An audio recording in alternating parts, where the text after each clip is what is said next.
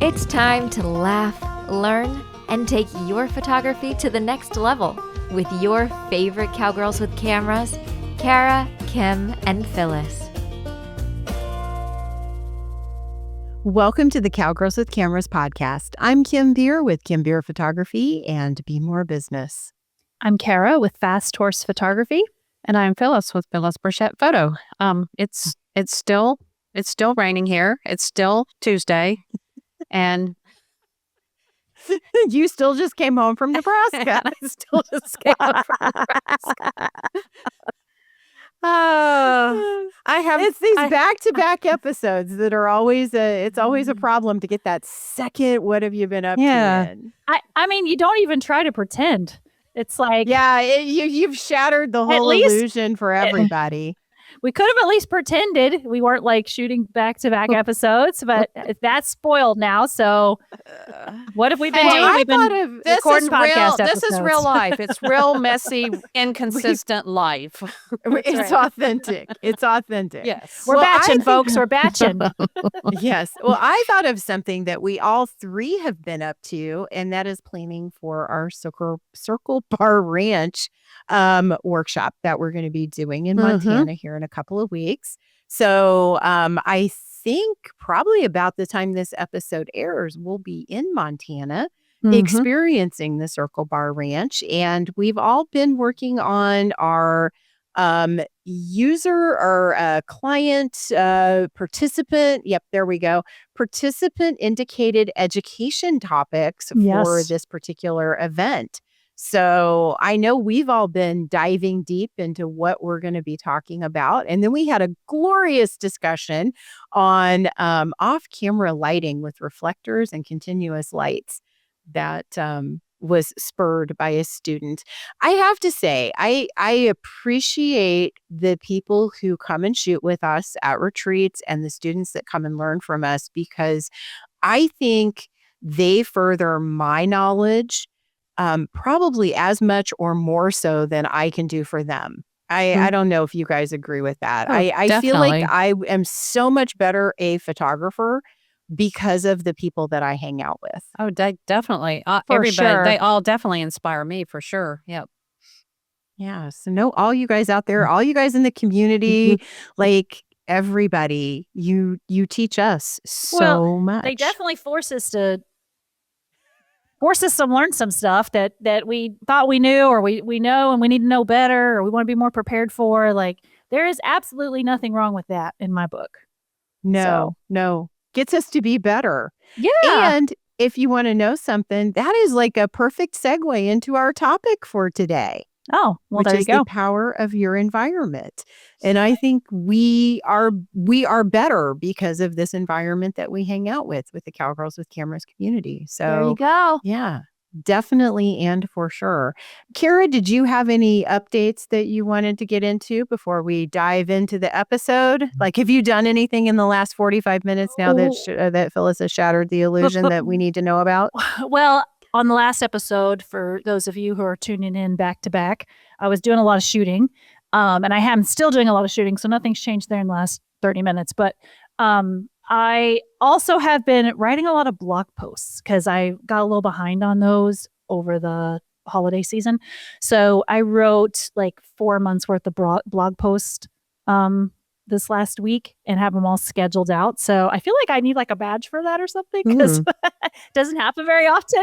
That's really impressive. I know, it is right? very impressive. So I have been doing like the catch up stuff and I'm in the middle of my busy season. So I don't know why those two things came together at the same time, but here we are. I'm making it happen. Sometimes, I guess. Back to the environment thing, sometimes productivity breeds more productivity. Yeah. Like you're in the productive environment and now you can be more productive. Yeah, I know that happens to me. If I'm in a productive environment, I tend to be more productive. It's funny that you should say that, though, because I have two blog posts that I'm working on this afternoon. So nice. Yeah. So you're doing You're office in a productive work too. mode too. Oh yeah. It's been very productive. Submissions, and just got another request for calendar images from another company. So yeah, nice. It's all sitting in front of the computer right now. Yep. Nice. Except, I hate the Lovely. computer well, all day. only because for the past 3 days I've basically been outside working in my yard, so it's about time I sat in front of the computer. So Got to do some work I'm that trying to brings you figure some out how money. to. Yep. Yeah. I've been trying to figure out how to get back out into my yard, even though it's muddy, and then I'll get out there. Yeah. Okay. So let's talk about your environment and how it shapes you as a photographer, and how you can change your environment, or better utilize your environment to leapfrog into a better situation. So I'm going to kick us off by talking about how environment shapes our inner perceptions. And the interesting thing about this is, so many times it's so subtle that we don't even notice it. And yet when we do notice it, we'll see it is so insidious in either, and I know that's kind of a negative word, but insidious can be positive, like very penetrating. At the same time, like, we don't even notice how our perceptions are being shaped by the environment that we're in. And then when we do notice it, it's like monumental. And the best example that I can think of this in, like, a real context is money. So I do work with a lot of people around money perceptions, around money issues. And client after client, when we dig deep, we'll find that how they feel about money is oftentimes really associated with how their parents thought about money. And if you grew up in a household where things were always tight, your parents were worried about money, many times you will be worried about money. Like, that just is part of the situation. Sometimes if you grew up in a household where money was hoarded and not spent, you may not spend money on your business, or you may struggle with the fact that a camera costs $5,000. You know, I mean, all of those things, like, it is a lot for you to spend money, even if you have it. Other people, like, they grew up in a family where money was gambled away. And so they tend not to want to take risks. And yet when they show up in my round pen or on my screen to do a Gestalt session, they bring the problem. Like, I don't understand why I'm not willing to take risks in my business. But when we dig down into it, the environment that shaped their perception around money, it shaped that risk-taking behavior as well, because in business, risk is sometimes throwing money out there that you may lose. And if that was a negative part of your childhood, it becomes really hard to do that. So that is just a very loose example of how environment can really shape our perception about something. And if you want to take this into a metaphor, and you all know I love a good metaphor, if we think about it, our environment, it either encourages us to grow or it discourages us from growing. So if you think about, like, if you put a cactus in a rainforest, it would not thrive. If you put by the same token, if you put a fern in the desert, it's not going to thrive. But if you switch those environments, the cactus can thrive in the desert in a very unique and specialized way, and a fern will do really, really well in a rainforest. So sometimes the disconnect happens because we don't match the environment that we're growing up in. So let me relate that into something realistic in my own life. So when I was growing up, I showed talent as a writer at a very, very young age. Like, in school, I was always complimented on my writing. I wanted to be a writer. I wanted to write stories. I wanted to be an artist. I actually picked up a camera very, very young and wanted to take photos. And I really, really wanted to study that in school. Like, that was what I wanted to go to school for. But my parents were paying for my college education, and my parents were one generation behind me. So I was adopted by my grandparents. So they were from a generation of people where their environment said, when you go to college to learn how to do something that makes you more money. And for them, artists were not that. Writers and artists were people that squandered their time. There was nothing wrong with it, mind you, but it was not something that was valued. And so the environment I grew up in placed a lot of value on hard work and things that were going to bring in a lot of money. Whereas what I really wanted to do was art and writing, and those things were not valued in context to what would be a career. So off I go to college, and I tried to major in computer science. I failed miserably, by the way, because I can't do calculus. I have dyslexia, and calculus and I do not get along. Not an environment that I thrived in. I tried engineering. You would definitely not want to drive over a bridge I built. Because I'm going to tell you that sucker would have collapsed. And I didn't thrive in any of those environments. And it added to what was already depression for me, to the point that it was in a really, really bad mental state for me. And I ended up having what I guess someone would label as a nervous breakdown. But after that, I went against every grain, of what my parents wanted. I'm going to tell you, my dad was off the planet by this time. My mom was much older, and she had gone through like menopause and softened and the whole 9 yards, and encouraged me. And I ended up in a creative writing environment, and I thrived in it. I was more creative. I was more happy. My depression lessened. It just was an amazing shift and change. And it was the same university. I was at the same university. I was just in a different classroom. And I think that that's a story of how environment can definitely shape your happiness and your life. I don't know. That wandered all over the place, but I liked it. hopefully it helps. All right, Phyllis, you're up. I don't know. I was thinking about the rooms I've been in. I remember out of high school, I went to Meredith Manor School of Horsemanship directly out of high school, but then when I came back, I felt this urge that I felt like I needed something more to make money off of. So I went and took a class on coding for computer programs. Oh and my I'm God. like, you talk about being in the wrong room. But wasn't that when like computers were like the size of a room? Yes, they were. Oh my God. I mean, you were like a pioneer. There probably weren't even any women in that field except for you at that point. I was one of the few women in the class. Yes. I love it. Where was this in the millions of times we've had to do? If one you time really heard this knew story. me. I just think I've tried to block it out of my memory, but then you made me think about it. Talk about being in the wrong room. Boy, was I in the wrong room. That's just really funny that we have, after all this time, the miles on the road together, we've heard about the Mary Magdalene School of Horsemanship, and we have never Meredith Manor. Oh, sorry. So in my head, just a total side note, in my head, when she says Meredith Manor School of Horsemanship, I imagine this pristine white barn. Oh no. And all of the women in there in like white fences. I know this is probably not true. And like all the women are wearing gloves, like white gloves around the horses. That is not and, what I like, imagine. No, that is. I First off, imagine it was co-ed. First off, and it was in West Virginia. So I picture the Saturday Night Live. What's a the little lady more that like kicks? that.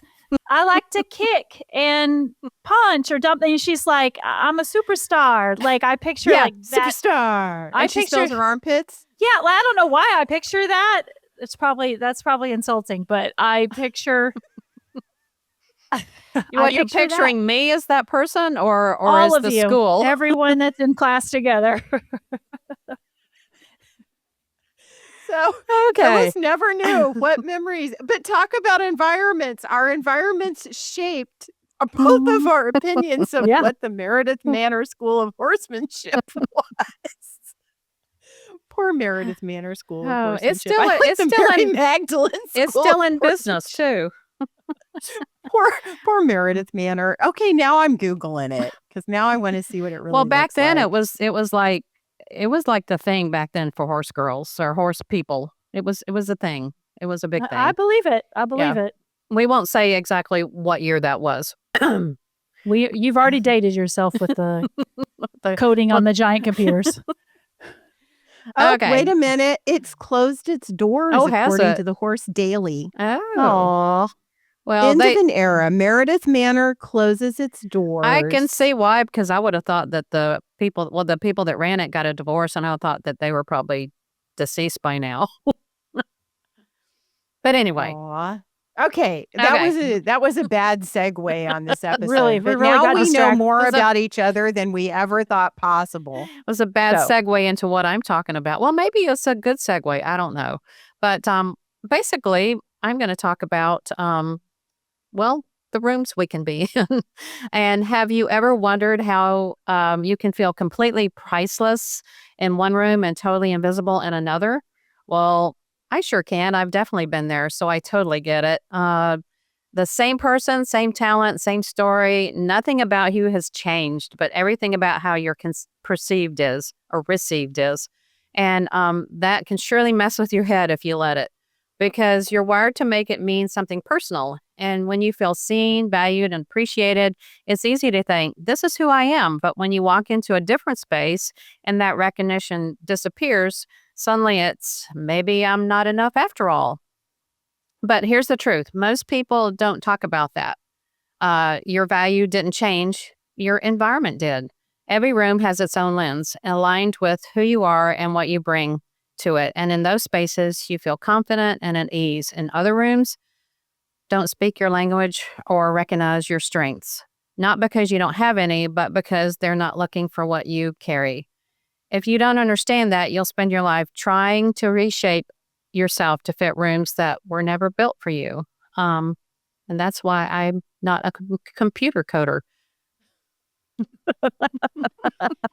And there ends Phyllis's coding career, Yes. as well as Kim's career as a computer scientist and engineer. So yes, if you try to reshape yourself to fit in the rooms that were never built for you, you'll be overcompensating by chasing validation that was never going to come from that place. The shift happens when you stop asking, what's wrong with me? And start asking, is this the right room for me? Because not every space was meant for you. The goal is to find the spaces where you are, the spaces where who you are is not just accepted, but valued. Once you really understand that, you can stop tying your worth to the room's reaction. You walk in knowing, I was valuable before I got here. I'll be valuable when I leave. And if the room doesn't see it, your value didn't change, the room did. So here's my advice. Choose your rooms wisely. I think that segues perfectly into what I'm going to talk about. There you go. Yay. Because the next part of the conversation is realizing that once you understand how much that environment we've been talking about shapes you, you have to be more intentional about the places you put yourself. So those rooms you walk into and those environments you put yourself into.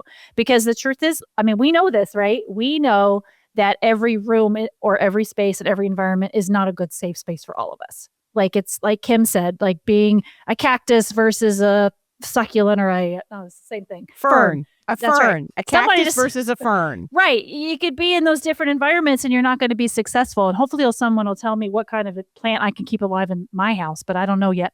So, so some environments are going to make you feel really good and capable and creative, and some are going to make you feel like a loser. And I'm sure there's some middle ground there somewhere. But at some point, for me, I don't know, maybe it's like a midlife thing, but you start realizing that you just don't have that unlimited energy for environments that make you feel like crap these days. Like I don't have the energy for it anymore. Yeah. So what I'm talking about is things like your friend groups, your business circles, photography communities that are out there. It can even be like the barn that you ride at or you put your horses at, social media feeds that you hang out on, group chats, workshops, photography workshops that you go to. It could be your family dynamics. You know what? It could even be like the podcast that you're listening to, the courses that you're participating in, any of those online spaces where, you know, places, people, just groups that we're letting into our brains like every single day. All of that becomes a part of our environment. And when you think about it like that, like, holy crap, like that's That's a lot of stuff, a lot of places we're putting ourselves all the time. But once you realize that those environments shape you, you also get to be responsible and you get to start choosing them a lot more carefully. So your environment should support the version of you that you're trying to become. Simple as that. So if you want to be like a more confident person or a more creative person, maybe you want to have more professionalism in your work, you need to spend time in spaces that are going to encourage that version of you. If you're trying to grow in your work, you just can't keep putting yourself in these environments where the people around you seem committed to continuously keeping you down. I think we all know what that looks like. I mean, you guys have both given examples of that. So once again, pay attention to the environment you find yourself in and think about how it makes you feel. You can ask yourself questions like, did I leave feeling encouraged? Did I leave with new ideas? Did I feel like I could ask a question and I wouldn't look stupid? Do I think I can grow in this place? Like, am I growing? Do I feel like I'm growing? Or did I leave feeling small, judged, or like I needed to prove that I deserve to be in that environment or in that space? With that being said, a good environment should still challenge you. We all need to be challenged, right? In some way. So, I don't know. I think it can make you aware of what you still need to learn, and it could and should push you to grow. It can even make you a little uncomfortable because that's what happens when we're trying to get to that next level, right? We can get uncomfortable. And I really hate being uncomfortable. So I always have to like identify that in myself. That's a Taurus thing, I swear. Like it's like my Taurus sign. We're in Taurus season, by the way, right now. Yes, in case you guys are we're wondering. getting close to your birthday. Getting close. But I start to notice, like, if I'm, in a room and I'm starting to get like kind of uncomfortable because I don't understand the subject, maybe that's something I need to grow in. So, and I think that growth piece does matter a lot, especially for creative people, like photographers and business owners. So when you're building something, we all need to be in environments that are going to support that. And we all need space where learning is kind of like the normal thing and it's okay and it's expected, where we can ask questions, where we can try again and again and it's encouraged, and not having it all figured out. It's like, guess what? Totally okay. So I think that for me is such a big part of why Cowgirls with Cameras exists, right? Because we know that these spaces are needed for so many of us. So, I don't know, like there are courses out there that you can find anywhere that covers photography, that there's photography environments out there everywhere. But we know how important it is to surround ourselves with women who want to grow and who want to learn new things, that want to have really cool experiences, that want to create like images that tell stories. And of course, those who understand the creative drive and pull that's out there to photograph horses and the love of horses and the Western lifestyle. So I think that's kind of like what we were thinking of with Cowgirls with Cameras, is that we need a space that feels right for people like us that like want to grow and want to grow in this industry. So that's our environment.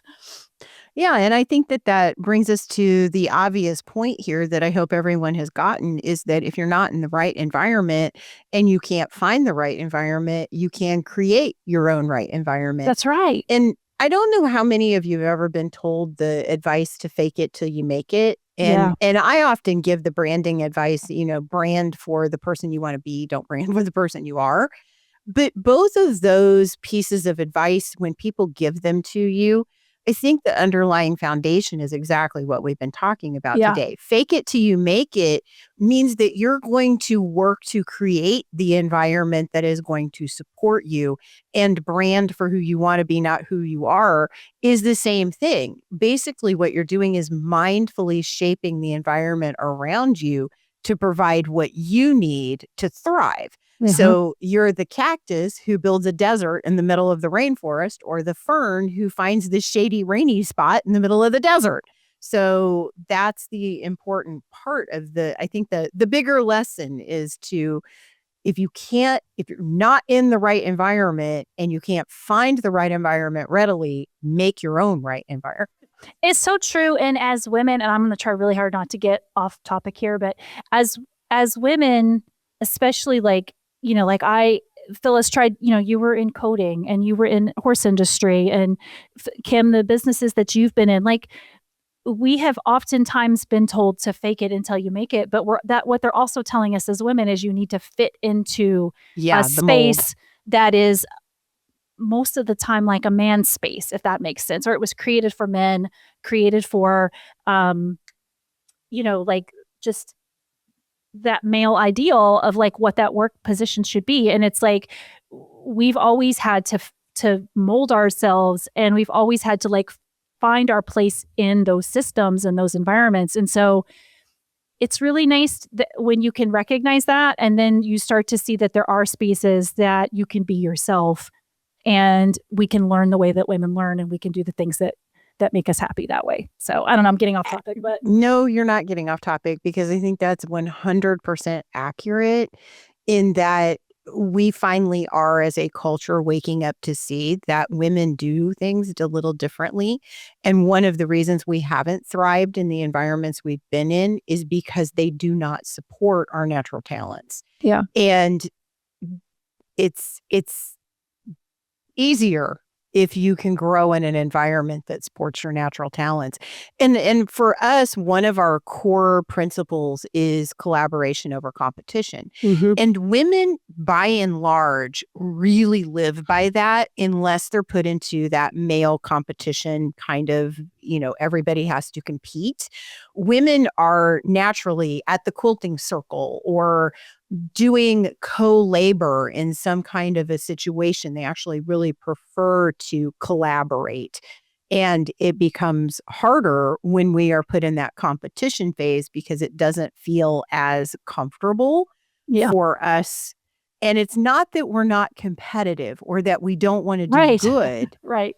Because I'm competitive as the next person, but I also want to authentically be happy when the next person wins. Yeah. And I think that mindset shift has been one of the biggest changing values for me. It has been a great life lesson in the creation and maintenance of Cowgirls with Cameras, because living that is both hard and easy at the same time. Yeah, it kind of goes against like everything we've probably have been taught around, like you have to fight to get to the top. You have to only one person can be there. Yeah, you have to claw your way tooth and nail and take down everyone around you to be at the top. And it's like, Can we all be up there? Well, and I think our motto has always been, let's learn something and then let's teach the people around us and kind of try to lift them up with us. And, that takes a shift, because that was not what we've been taught our whole life. That's not how the major industries are set up. There's always the top of the class. There's always a manager that's ahead of you. There's always like, you know what I mean? There's always like something going on like that. And so those are not the systems those are the systems we were raised in. And we're trying to like, did you say a square peg in a round hole or something like that? Like we're shaping a better environment. Yeah. There you go. We're shaping a better environment that fits us. So awesome. Phyllis, I don't know if you want to add anything to that. Otherwise, I can wrap this up. No, I was just thinking about when I showed horses that I was basically showing horses in a men's environment. I mean, it was absolutely. It was there wasn't a lot of female trainers. I mean, there was, but a lot of them weren't that successful. But a lot of the reason that I was successful, and it's probably not the right thing to say, was because my husband was a successful horse trainer judge. And that's probably a lot of, and I'm not saying that I got things that I didn't deserve, because I had good horses, but I still think that I got a second look because I was who I was, and it had to have that man to carry it through still. So, but now you stand on your own in an industry that is, again, male dominated. Yeah. I think we lose sight of the fact that the photography industry it's a little like the horse industry. A lot of people who own cameras are women, but a lot of the leadership in this industry is male. And so we tend to fall into those patriarchal systems in how we show up in any kind of photography environment. But what's interesting is the dichotomy between showing up at a Cowgirls with Cameras event and showing up at a organized photography event from just about any other organization that is not female led, and how those rooms feel around you when you're in them. And it's the horse industry is somewhat similar in the fact that the majority of horse owners are female, but the leadership in the industry is male. And the saddest part of what I've learned about the equine industry in the years that I've been in my capacity of it, I have worked with some women that horse training wise could outshine any man in the industry. And yet the men get the spotlight. And the women oftentimes teach them the lessons that they teach in the spotlight. And it's like, seriously, dude, that's not your lesson. I've watched the person teach you that. And the person who taught you that was a woman who you will give no credit to. And that's why I love this environment, because we can celebrate each other. And that breaks the mold. And hopefully it will continue. You know, we are seeing change. That energy can carry out further. Yeah. We are seeing change. I mean, even when you think about like the photography speakers that you see, like I'm starting to see that shift. And part of that is because we, and by we, I mean like lots of us out there have been calling them out. I email them if it's all men. I'm like, where's the women in this? And where's people that are different races and different experiences and different stories? I know you email them too. I do, because we have discussions about. I just want to let you know we're keeping an eye on it, you know, and that's important. So we have created an environment that we love, that we feel good in, but it's also, we're also going to try to help some of these other spaces that we want to be in feel a little friendlier, you know? Yeah, exactly. Awesome. Well, we probably got off the top there a little bit and did our little TED talk, but on our personal soapboxes. If you stuck with us this long, then you're our people and we love you. So you belong in the room with us for sure. This is your environment. So head over to cowgirlswithcameras.com, find out how you can join us out in the field. We've got, we're probably going to have a 2027 event lineup coming in the next couple of months. So keep your eye out for that. There's also other ways that you can join us out in the field right now in 2026. And then you can also find us at our online private equine photographers community, cowgirlswithcameras.community.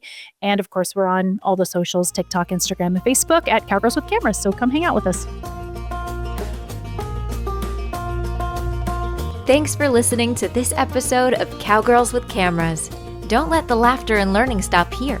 Join our community on social media and be sure to visit our website for more opportunities to fulfill your photography goals. Head to cowgirlswithcameras.com. That's cowgirlswithcameras.com. See you next time.